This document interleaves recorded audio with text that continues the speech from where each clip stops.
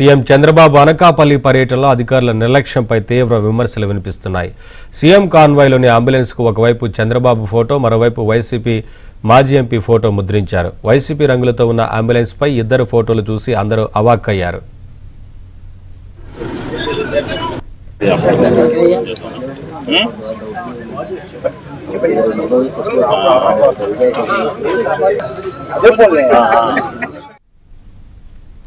Updates మా correspondent Naidu అందిస్తారు. నాయుడు, ఈ అంశానికి సంబంధించి ఏంటి, అధికారులు ఏం చెప్తున్నారు, ఏంటి వివరాలు?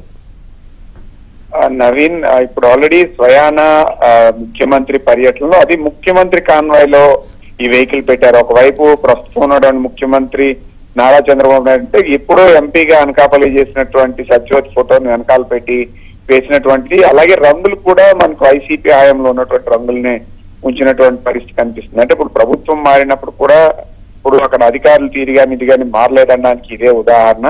సో ఇందులో మనం ఆల్రెడీ ఏదైతే అంబులెన్స్ మనం చూస్తే వెనకాల మాజీ ఎంపీ సత్యవతి ఫోటో ఉంది. ఒకవేళ అప్పుడు డొనేట్ చేసి ఉన్నప్పుడు కూడా ఇప్పుడు ముందు ఉన్నటువంటి దానికి చంద్రబాబు నాయుడు ఫోటో. సో ఇది ఎంతవరకు ఇది అంటే అప్పుడు ఉన్నటువంటి దీన్ని ఇప్పుడు ప్రతి దాంట్లో కూడా ఇదే తరహాలో వైసీపీ మార్పులు అయితే అధికారులు వీళ్ళు మారలేదనడానికి ఇదే నిదర్శనం అని మనం చెప్తున్నారు. మరోవైపు ముందు వైపున ముఖ్యమంత్రి నారా చంద్రబాబు నాయుడు ఫోటో పెట్టారు, వెనకాల ఈ ఎంపీ పాత మాజీ ఎంపీ ఫోటో పెట్టడం, అది కూడా వైసీపీ రంగుల్లోనే దీన్ని పెట్టడం వల్ల తీవ్ర విమర్శలు వస్తున్నాయి. సో ఇది కావాలని మరోవైపు మనం చూస్తే ఇది ఏంటంటే పూర్తిగా ప్రభుత్వం సంబంధించినటువంటి అంబులెన్స్ గా కూడా పెట్టడం జరిగింది. సో ప్రభుత్వం మారిపోయి దాదాపు 2 సంవత్సరాలు అవుతున్నప్పుడు కూడా అధికారులు తీరో నిర్లక్ష్య వైఖరి ఇప్పటికి వచ్చి మారలేదనడానికి ఇదే నిదర్శనం.